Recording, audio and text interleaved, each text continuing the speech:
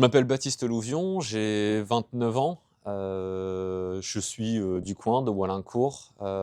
Professionnellement parlant, je suis enseignant. Je suis ici depuis, 6 ans et en fait, je suis dans le Ripper Café depuis à peu près un peu après mon arrivée. Ça doit faire 5 ans et demi, quelque chose comme ça, depuis plus ou moins la création.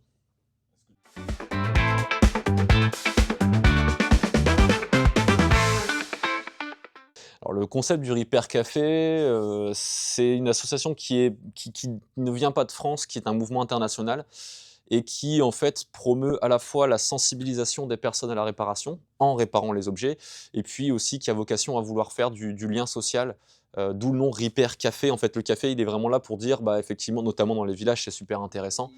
Il faut remettre du lien entre les personnes, qu'elles puissent se réunir, qu'elles puissent, venir, boire un coup parfois. On a même des personnes qui viennent parfois juste pour boire un coup, pour discuter.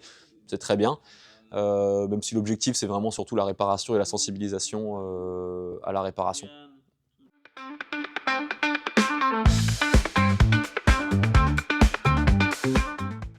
Pas besoin de rendez-vous, il suffit simplement de venir, et puis bon, si les réparateurs sont pas, déjà complètement débordés, de venir avec un objet. Alors, ici, par exemple, on est sur des objets du quotidien, on va se limiter sur des choses comme, par exemple, un lave-vaisselle où, bah, là, il faudrait une arrivée d'eau qu'on n'a pas, et puis en termes de taille, de temps à démonter, c'est quand même assez lourd.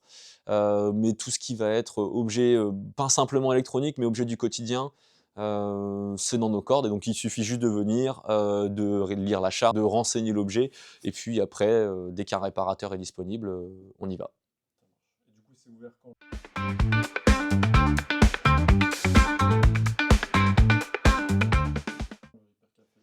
Alors ici à Walincourt, tous les deuxièmes samedis du mois, en règle générale, de 14h à 16h30.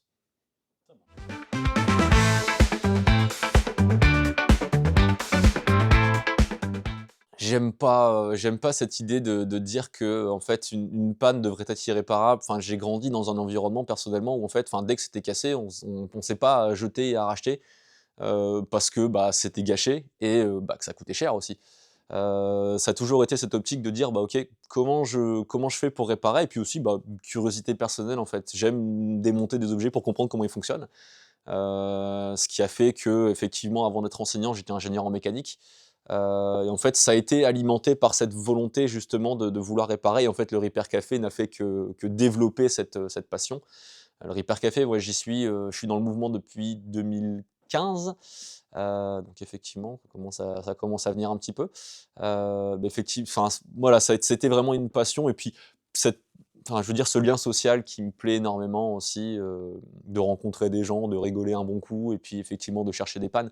Et c'est vrai que de se rendre compte que parfois, je sais pas, je vais prendre des exemples de télévision, qui peuvent valoir 800 €, voire plus.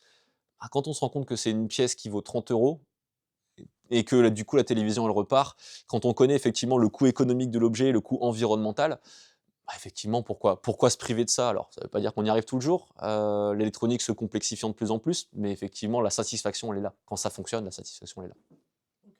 Et donc effectivement, on est des réparateurs bénévoles qui donnons de notre temps pour réparer avec les personnes, les objets du quotidien.